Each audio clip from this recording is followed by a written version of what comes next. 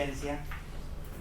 Gracias a los expositores que están presentes y con los que vamos a compartir hoy la apertura de esta jornada y la apertura de esta primera actividad de este centro de investigación que estamos inaugurando con esta actividad, a través del cual vamos a trabajar algunos objetivos vinculados al desarrollo desde una perspectiva histórica. En esta primera jornada la idea es trabajar algunas delimitaciones como en términos de bienvenida y presentar un poco cuáles son los ejes de trabajo que vamos a desarrollar en el centro. Esto lo voy a hacer bastante simple y acotado como para no tomar demasiado tiempo de la jornada o de la mesa que va a inaugurar esta actividad. La idea del centro, si quieren sentarse al revés, qué sé yo, porque por ahí no van a ver las presentaciones y es medio complicado estar sentados. No sé si fue la mejor forma sentarnos como nos hemos sentado. La idea de la apertura de este centro tiene que ver con trabajar y pensar temáticas de desarrollo desde distintos ángulos y con un enfoque también multidisciplinar, digamos. La idea es enfocar las problemáticas del desarrollo en términos de capacidades, y para pensar el abordaje de capacidades es necesario pensar estas problemáticas desde distintas profesiones. El enfoque principal o el eje sobre el cual inicialmente se va a asentar el desarrollo del centro tiene que ver con estas ideas de construcción de capacidades territoriales e individuales, y en esto está un poco presente el enfoque de Amartya Sen de manera inicial en términos de la idea de la justicia y la idea de cuáles son los elementos o las políticas estratégicas para abordar en un territorio para lograr que esos territorios sean un poco más libres. Yo voy a presentar en mi presentación, voy a exponer un poco sobre este tema, así que no voy a tomar aquí demasiados detalles mayores. Los temas concretamente que nos van a interesar pensar son estos, en líneas generales, que tienen que ver, primero, una línea de trabajo va a ser pensar específicamente el desarrollo en términos teóricos, cuál es su evolución y cómo es el tratamiento que se da a la categoría del desarrollo en América Latina principalmente y en Argentina específicamente. Por otro lado, tener un abordaje macroeconómico estamos principalmente en una facultad que va a trabajar estos temas, obviamente, y a nosotros nos va a interesar desde el centro hacer un seguimiento macroeconómico de algunas variables principales en términos de evolución y en términos de la evolución de esas variables en relación a las temáticas de desarrollo. En ese sentido también uno de los elementos que vamos a ir trabajando y a exponer es un observatorio sobre cultura y desarrollo. No hay ningún observatorio de cultura y desarrollo en Argentina, y trabajar en un observatorio que involucre estas dos temáticas, considerando nosotros que las temáticas culturales en términos de innovación concretamente son centrales hoy en el mundo para pensar las problemáticas del desarrollo y las problemáticas de la construcción de valor en el largo plazo, va a ser una de las estrategias que vamos a desarrollar, a trabajar. Obviamente después yo voy a hablar un poco más de esto, pero la relación entre productividad e inclusión es muy necesaria de pensar y de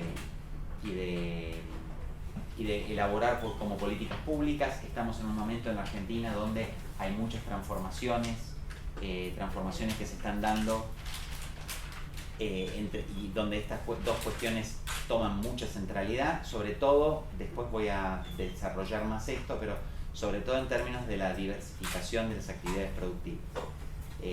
La necesidad de aumentar la diversificación productiva es fundamental si nosotros queremos pensar en una Argentina que no expulse mano de obra y que no repita ciclos a perpetuidad, digamos, con las mismas problemáticas reiteradamente, digamos, con cualquiera de los dos ciclos. Tenemos ciclos más regulacionistas o ciclos más liberales, y esos dos ciclos económicos incurren siempre en las mismas restricciones, y esas restricciones solo pueden ser superadas en la medida en que se establezcan estrategias diferentes. En esas estrategias diferentes nosotros necesitamos pensar aumentar las líneas o las actividades productivas, y en este sentido tiene que ver aumentar la diversificación, no la productividad sino la diversificación de actividad.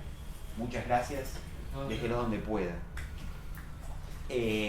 Bueno, ahí después vamos a trabajar sobre esto, pero este va a ser un tema que el Centro de Investigación va a abordar de manera central, y esto vinculado específicamente a la restricción externa.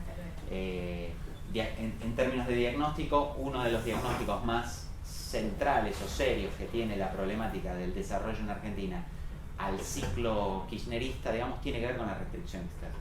Y esto, digamos, había muchos problemas en la economía argentina, y muchos de esos problemas no están siendo atendidos de la forma virtuosa que podríamos pensar en términos de generación de valor, en términos de generación de empleo, en términos de inserción de la Argentina bajo otras estrategias.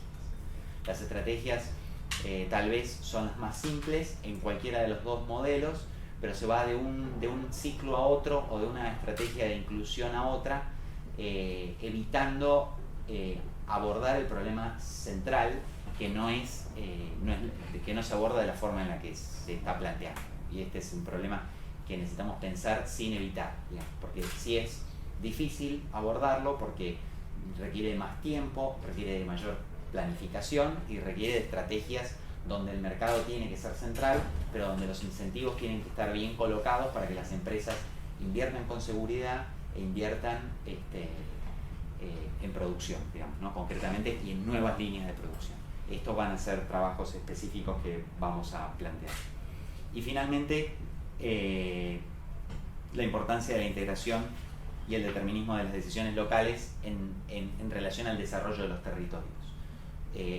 Esto es fundamental. Los territorios se desarrollan y aumentan sus capacidades bajo sus propios gobiernos, ¿no? Uno no puede pensar que cualquiera sea el externo puede ser otro país o puede ser el gobierno nacional en un municipio, le va a decir al municipio o otro gobierno o el Fondo Monetario o el Banco Mundial o cualquier organismo multilateral puede decirle a un país qué políticas aplicar específicamente, porque simplemente no lo saben, no es posible eso. Y todas las estrategias que han sido virtuosas, que han tenido éxito en términos de desarrollo a nivel mundial, han tenido siempre la gobernanza, digamos, y las decisiones colocadas en los propios países, bajo los intereses de esos territorios. Porque los territorios hoy en el mundo compiten entre sí, ni siquiera estamos hablando de países, ¿no? Ya los municipios compiten entre sí para conseguir inversiones y conseguir estrategias de inserción internacional. Esas inserciones se dan bajo el gobierno y la estrategia de desarrollo de futuro dentro del propio espacio. El objetivo concretamente tiene que ver con el estudio de procesos históricos e institucionales que han permitido lograr la generación de dinámicas y la generación de capacidades que mejoren las condiciones sociales desde la perspectiva y la cultura de los territorios, ¿no? Acá está como todo, lo leí para hacerlo más simple, pero acá hay una mirada histórica, una mirada institucional y una mirada basada en perspectivas culturales, ¿no? O sea, hay que tener estos tres elementos tienen que estar al pensar las estrategias de inserción, las estrategias de incrementos de valor de largo plazo. La mirada institucional no se puede evitar en economía, y tampoco la mirada histórica. Yo lamento decir esto acá, pero algunas charlas que he escuchado en este congreso y en otros hace poco me sorprenden desde la profesión. Muchos de ustedes supongo que van a ser economistas o ya lo son. Me sorprende a veces la simplicidad con que los economistas tratamos los problemas económicos. Escuché algunas presentaciones, no voy a decir cuáles porque no importa, no voy a hacer nombres propios, pero me sorprende a veces el enfoque excesivamente monetario que se tiene sobre las problemáticas económicas que viven los países y específicamente la Argentina. Asistimos a algunas charlas donde casi la única problemática que hay es la problemática monetaria.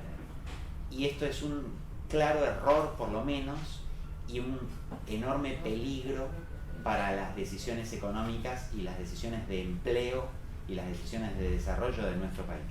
Nosotros no podemos, como economistas, escindirnos de la historia y escindirnos de las instituciones en términos de la regulación para pensar estrategias de inserción internacional. Ningún país que ha sido virtuoso en una estrategia de desarrollo ha abandonado su estrategia de regulación sobre los mercados. No sucede eso en el mundo.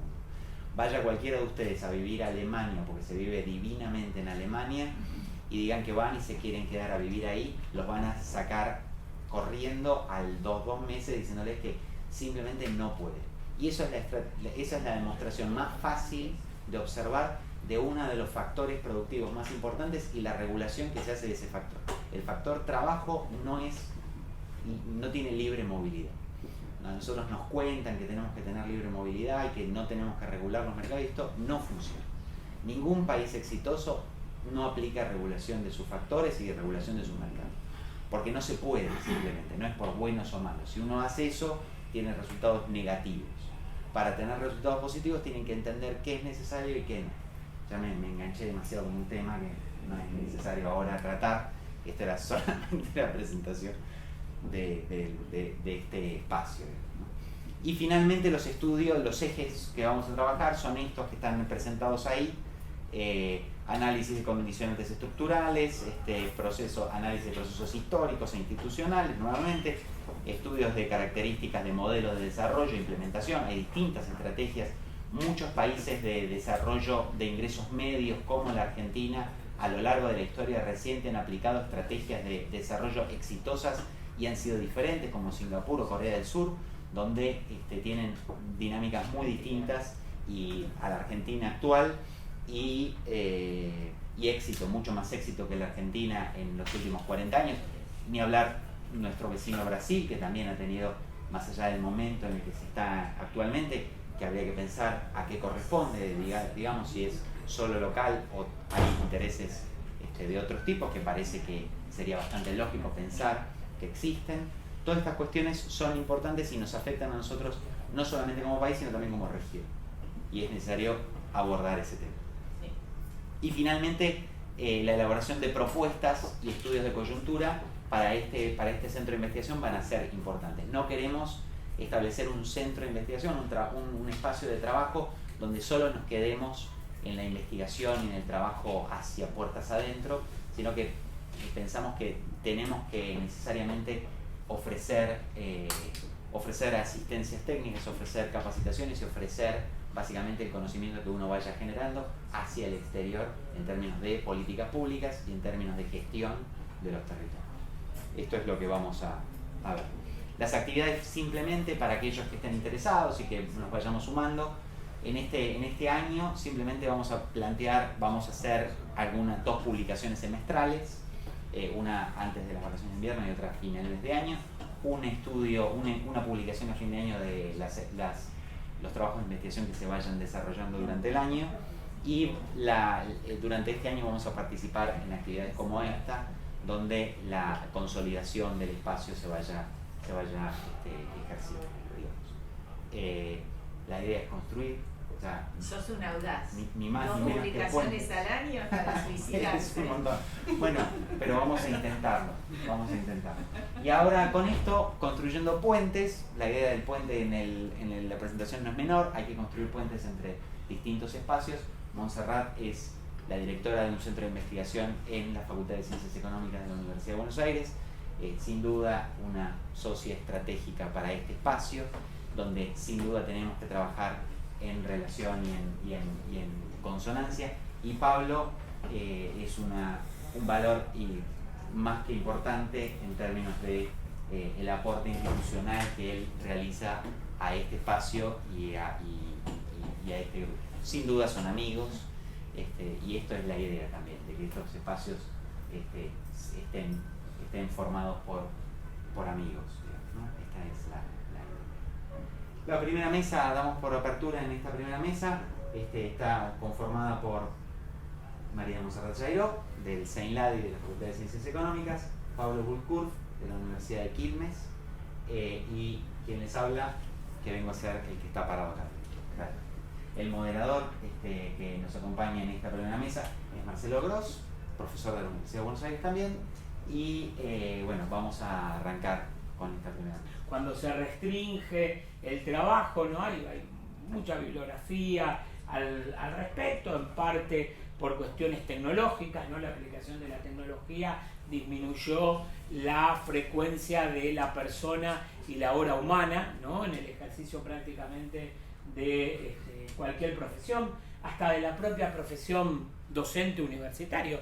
En muchas universidades del mundo ustedes me podrían estar viendo a mí y yo a ustedes sin ninguna diferencia, no notarían, ¿no? Que yo no estoy acá y a lo mejor estoy a 3.000 kilómetros, ¿sí? Digamos, ¿no? Entonces es evidente que el factor tecnológico y otros factores han hecho que el trabajo vuelva a ser, ¿no? Un problema central.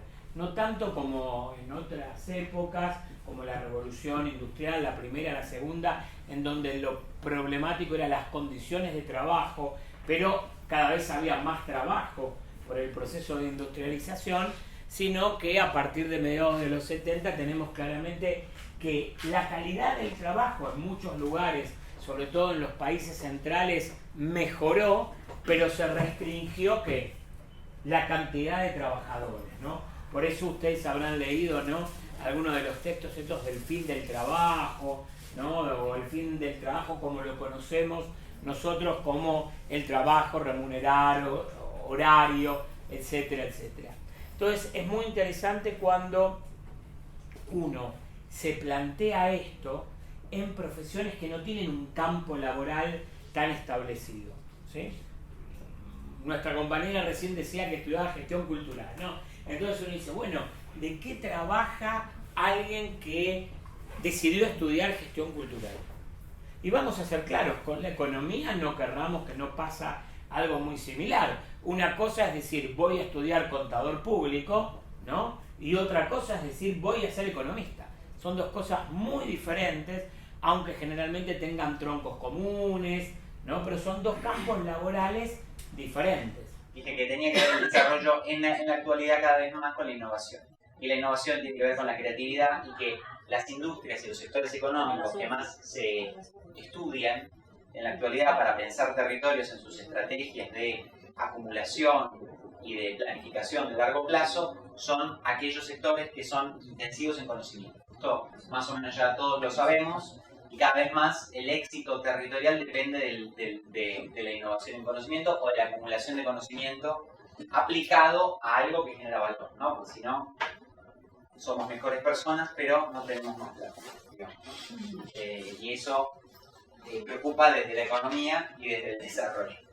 Por supuesto que es importante, pero la vinculación a la innovación, que es, la innovación se define como aquellas ideas que generan valor, ¿no? Pero necesitamos ver cómo genera valor. El valor no es solamente económico, claramente, sino que tiene que ver con un montón de cosas o distintas dimensiones que a nosotros nos interesan de manera completa. En los años 90, con la desintegración del mundo, ese nuevo mundo, el mundo globalizado, aparecen unas nuevas perspectivas, pero que prima lo económico, ¿no? Fíjense que en los 90 la Comunidad Económica Europea deja de llamarse para llamarse Unión Europea, aparece el Mercosur. La Comunidad Andina de Naciones, anterior a este proceso, se llamaba el Pacto Andino, pasó a llamarse Comunidad Andina de Naciones, aparecieron nuevos esquemas de integración regional. Pero todo, ¿cuál era el objetivo? El mercado, el sistema de globalización, los sistemas de globalización financiera, el desarrollo tecnológico, no cabe la menor duda, que hizo un nuevo proceso y un nuevo sistema de integración regional. Ahí cambia lo que había hecho la Unión Europea o la Comunidad Europea posterior a la Segunda Guerra Mundial, como fue los primeros grupos que se forman, como la Alianza del Acero y del Carbón. Hay varios procesos, ¿no?, en marcha de lo que fue la Unión Europea. Termina en los años 90 en consolidarse lo que se llama la Unión Europea.